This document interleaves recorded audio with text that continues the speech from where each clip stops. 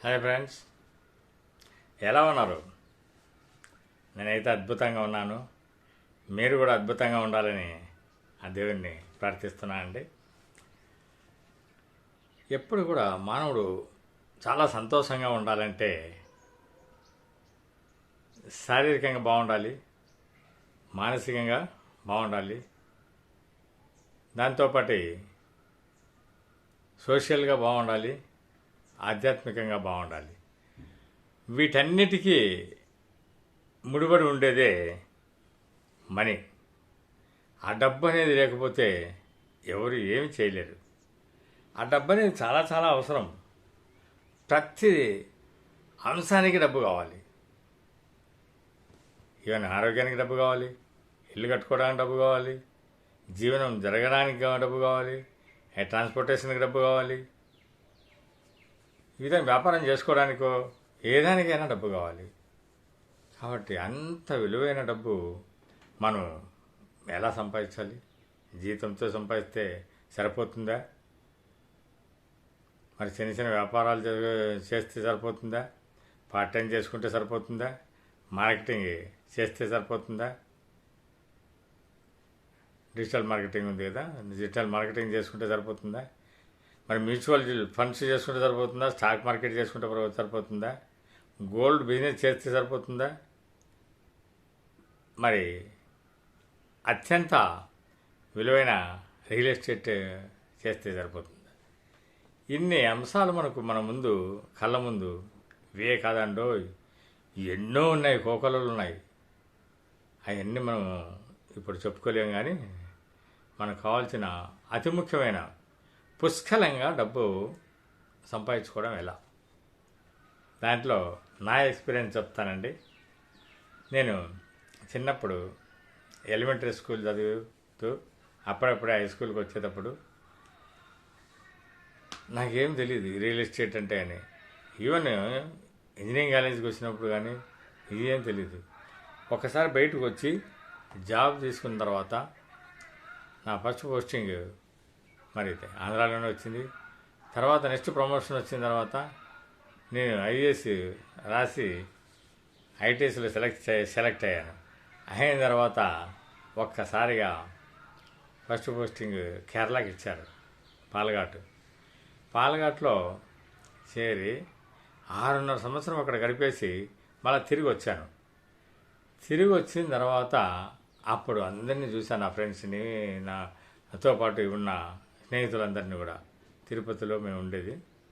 అందరూ చూస్తే అందరూ కూడా చాలా అద్భుతంగా తయారవుతున్నారు, ఏదో ఒకటి సంపాదించుకుంటున్నారు. ఇన్ని రోజులు నాకు ఆ సంపాదన అంటే ఏంటనేది కూడా తెలియదు. ఆ డబ్బులన్నీ కూడా జీతం తీసుకోవడం, అమ్మ నాన్న పంపడము, వాళ్ళు ఇంటికి ఖర్చులకు దానికి దీనికి ఎంత వాడుకొని కొంత అంతో ఎంతో ఉంచుకోవడం, మళ్ళీ ఎరువులు కొనుక్కోవడము, పొలాల్లోని బాగు చేసుకోవడము, ఇలా చేసుకునేవాళ్ళు. డబ్బులు అంతే, అంతవరకు ఏం తెలియదు.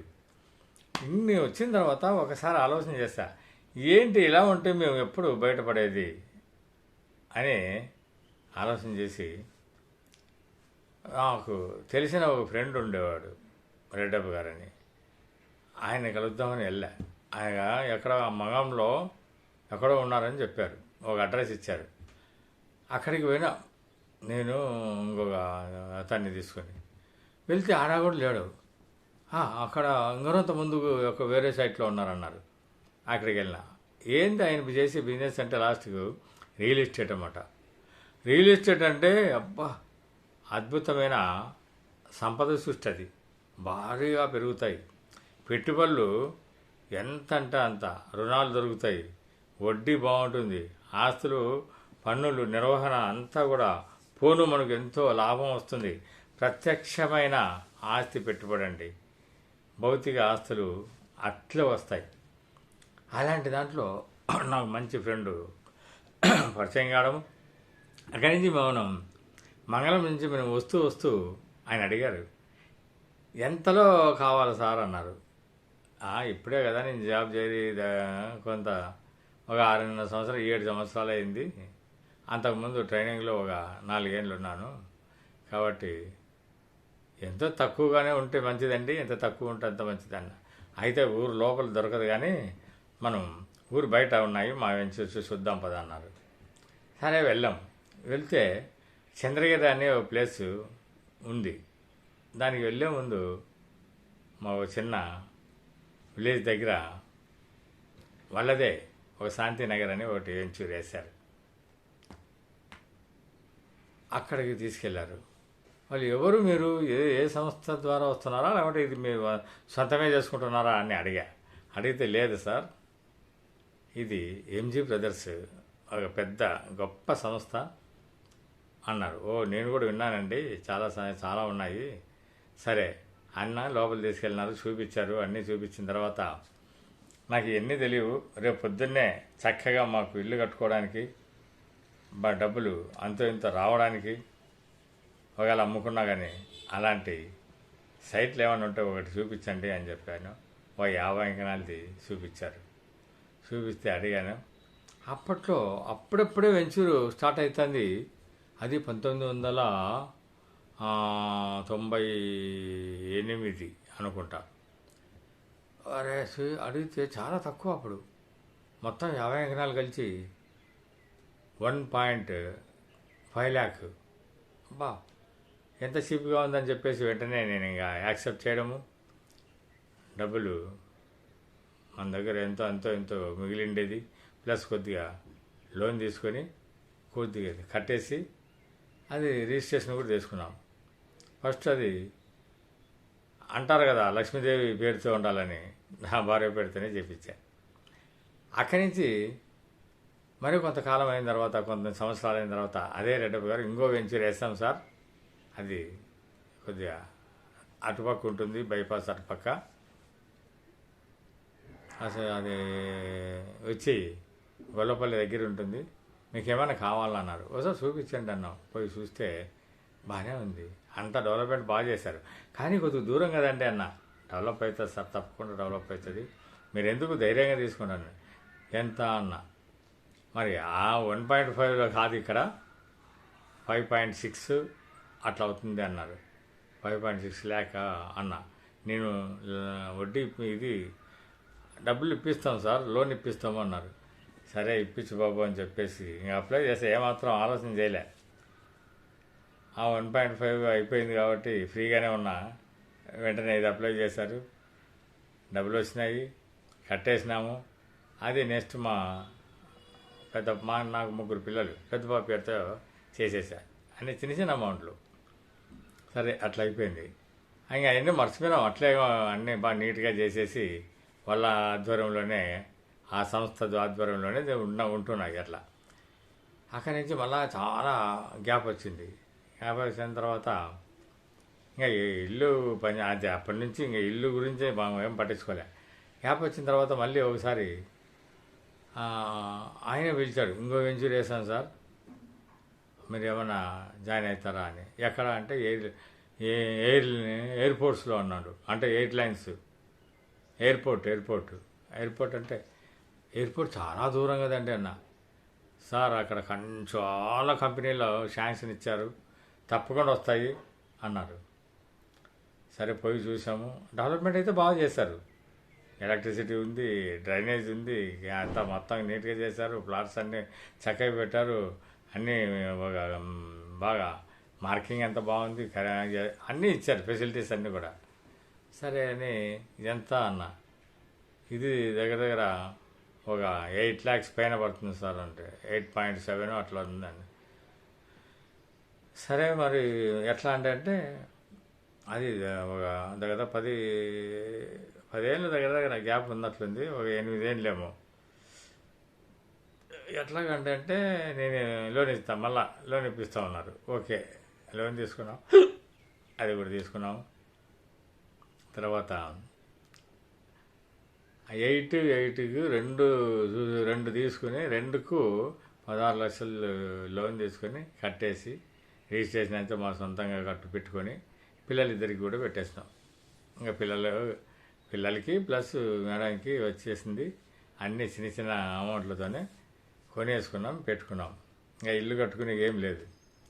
అలాగా వదిలేస్తే అది ఈరోజు అంటే 2025కు ఎప్పుడు 1998 నుంచి దగ్గర దగ్గర 2010 లోపల కొన్నివే 2025కి ఎంత భూమి అయినాయండి? 100-200% భూమి అయిపోయినాయి, లక్షలు. కాబట్టి ఎప్పుడూ కూడా మనం రియల్ ఎస్టేట్ నమ్ముకుంటే అద్భుతంగా మనం పుష్కలంగా ఎంత కావాలో అంత డబ్బు సంపాదించుకోవచ్చండి. రెండోది వచ్చి అలాంటి కోవకి చెందిందే బంగారు. బంగారు కూడా మీకు సామాన్యంగా అది తక్కువేం కాదండి. శతాబ్దాల తరబడి ఆ గోల్డ్ చాలా పెద్ద సంపదగా ఉంది. దానికి ChatGPT, AI మరి కనెక్ట్ చేసిన తర్వాత నెట్వర్క్ అనేది విపరీతంగా పెరిగింది, జీవన ప్రమాణాలు పెరిగినాయి. అంతేకాదండో ఆ రోజు 1998లో ఒకసారి చూస్తే గోల్డ్ అప్పుడు ఎందుకు పనికిరాదు. అలాగే పెరుగుతూ పెరుగుతూ పెరుగుతూ పెరుగుతూ వచ్చి ఒక్కసారిగా ఈరోజు మరి 1,35,000 తులం 10 గ్రాములు. చూసారా, అంత అద్భుతంగా పెరిగింది.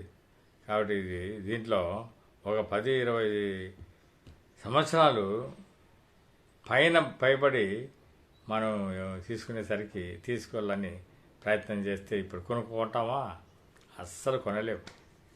అందుకే ఎవరైనా కానీ ఇన్వెస్ట్ చేసే వాళ్ళకి గోల్డ్ కూడా ఇప్పుడు చాలా చాలా అద్భుతం. దాంట్లో ఇన్వెస్ట్ చేస్తే మనకు ఆదాయాలు కూడా చాలా అద్భుతంగా ఉన్నాయి. అవి అలాగే పెట్టుకున్నామంటే ఈవెన్ గోల్డ్ తీసుకోవడం అనేది డైరెక్ట్గా కొనాల్సిన అవసరం లేదు.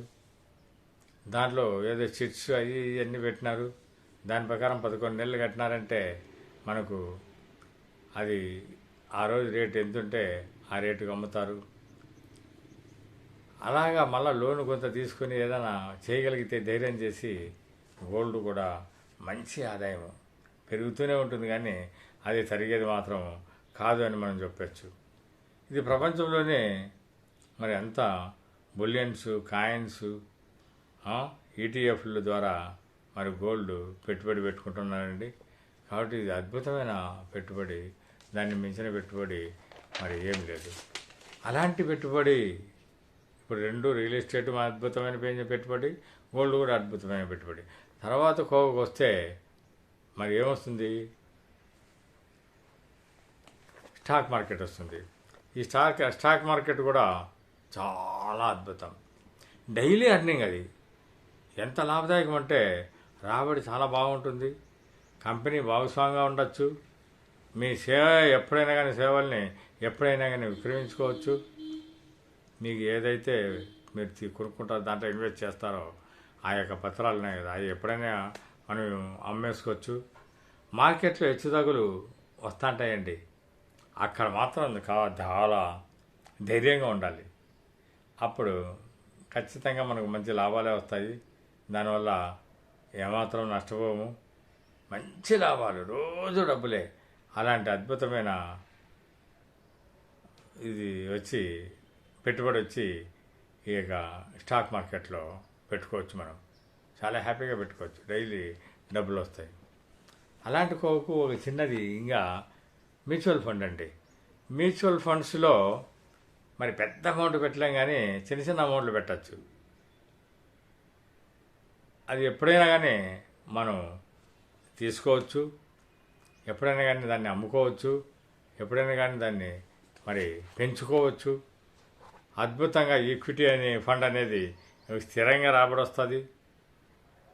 కాబట్టి మనం స్థిరమైన రాబడి వస్తుంది కాబట్టి మనం అది కూడా భయపడాల్సిన అవసరం లే. హైబ్రిడ్ ఫండ్స్ అని ఉంటాయి, సమతుల్య రాబడి కూడా మనకు వస్తుంది. కాబట్టి ఈ ఫండ్స్, ఈక్విటీ ఫండ్స్లో మనకేం ఇబ్బంది లేదండి, చక్కగా వస్తుంది. హ్యాపీగా మనము దీన్ని తీసుకోవచ్చు. ఇలాంటి పద్ధతులన్నీ మనం ఫాలో కావాలి అంటే బిగినింగ్లో కొంత రిస్క్ తప్పదు. ఎలాగంటే చక్కన మనం ఇంకా ఏమీ ట్రైనింగ్ లేకుండా మనం ఏదైనా చేయగలమా? కాబట్టి ట్రైనింగ్ తీసుకోవాలి కదా. మరి ట్రైనింగ్ తీసుకోవడంలా లేకుంటే తోటి ఎవరైతే ఏ బిజినెస్ అయితే మనం చేయాలనుకుంటున్నామో, గోల్డ్ చేస్తావా, రియల్ ఎస్టేట్ చేస్తావా, మ్యూచువల్ ఫండ్స్ చేస్తావా, మార్కెటింగ్ చేస్తావా, లేకుంటే ఏదన్నా మాది ఆ, స్టాక్ మార్కెటింగ్ చేస్తావా, ఇవన్నీ ఉన్నాయి.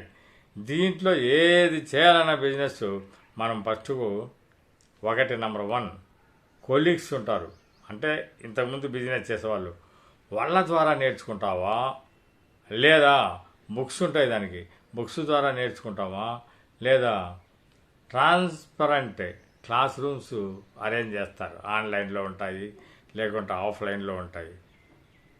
అవన్నీ చూసిన తర్వాత వల్ల మరి మనం ఎప్పుడైతే ఓపెన్ చేసుకుంటామో, ఓపెన్ చేసుకున్న తర్వాత మరి బిజినెస్ జరిగేకి నెట్వర్క్ మరి ఎక్కువగా స్పాన్సర్ అయ్యేకి ఎక్కువ మంది పీపుల్ రావాలంటే కూడా సెమినార్ మీటింగ్స్ పెట్టాలి, ఆన్లైన్ మీటింగ్స్ పెట్టాలి, వర్క్షాప్స్ అరేంజ్ చేయాలి, ఆన్లైన్ కోర్సెస్ మనం అరేంజ్ చేయాలి. అంతేకాదండోయ్, మెంటర్షిప్ ఎవరైనా బాగా తెలిసిన వాళ్ళు కోచెస్ని తీసుకొని ఆ కోచ్ ద్వారా కూడా మనం తీసుకోగలిగితే మంచి ట్రైనింగ్ అద్భుతంగా మనము షైన్ అవుతామండి. అందులో డౌట్ లేదు, డౌట్ ఏమాత్రము లేదు. ఇలాంటి ట్రైనింగ్ తీసుకొని మన యొక్క పైసల్ని అద్భుతంగా ఇన్వెస్ట్ చేసుకున్నట్లయితే పుష్కలంగా ఫైనాన్షియల్ ఫ్రీగా తయారు కావడానికి ఎంతైనా అవకాశం ఉంది. మీరంతా కూడా ఆ దశగా ఎవరైనా కానీ ఫండ్స్ ఉన్నవాళ్ళు చేసుకుని అద్భుతంగా హ్యాపీగా సంతోషంగా పిల్లలతోనూ సమాజంతోనూ సమాజానికి ఇవ్వాల్సిన మరి 10 to 20% ఖచ్చితంగా మనం సమాజానికి ఇస్తూ సేవింగ్ చేసుకుంటూ ఒక 10 to 20% సేవింగ్ కూడా చేసుకుంటూ మనం ముందుకెళ్ళినట్లయితే భవిష్యత్తుకు పిల్లలకు ఎంతో ఉపయోగపడుతుందండి. అంతేకాదు మన వృద్ధాప్యంలో కూడా ఎంతో ఉపయోగపడుతుంది. ఆ విధంగా చేయాలని, అందరూ కూడా హ్యాపీగా ఉండాలని మరొకసారి ఆ దేవదేవుడు వెంకటేశ్వర స్వామిని, పద్మావతమ్మని మరి కోరుకుంటూ, మిత్రులారా సబ్స్క్రైబ్ చేయండి, ఖచ్చితంగా కామెంట్స్ ఇవ్వండి, లైక్ చేయండి. మీ మిత్రులకు, మీ ఫ్రెండ్స్కు అందరికి కూడా, ఫ్యామిలీ ఫ్రెండ్స్కు అందరికి కూడా మరి షేర్ కూడా చేయండి. థ్యాంక్ యూ అని ఉండాలి.